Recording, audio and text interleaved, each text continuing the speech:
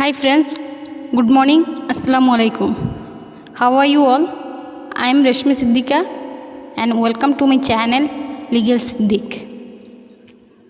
Today I want to discuss about the difference between the IPC and CRPC. I explain lots of differences between the IPC and CRPC. Let's get started. Both IPC and CRPC is a part of criminal justice.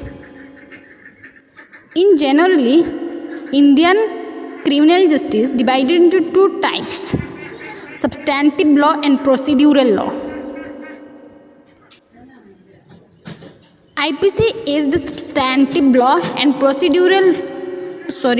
CRPC is the procedural law. The full forms of IPC or IPC stand the Indian Penal Code 1860. The Indian Penal Code is nothing but sets of law. The Indian Penal Code defines crime and their punishment. The Indian Penal Code consists total 511 sections and 23 chapters. Every chapter defines various types of crime, which means crime related to the human body, for examples, murder, rape, assault, and so on. And crime related to the property, for examples, dacoity, extortion, robbery, cheating, etc. Secondly, I want to talk about the CRPC, which stands Criminal Procedure Code 1908. Also, I want to say Criminal Procedure Code is a procedural law.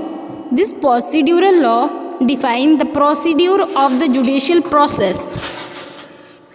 Criminal Procedure Code 1908 consists 484 sections and 37 chapters. Criminal Procedure Code is a procedure like as: number 1, how to carry out all judicial process. And number 2, how to investigate a case in a court. And number 3, how to produce a case in a court. And number 4, what is the responsibility of an advocate.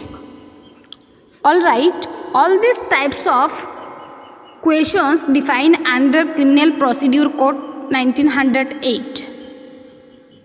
Lastly, I want to say that Indian Penal Code 1860 is a guideline book for judges of the court.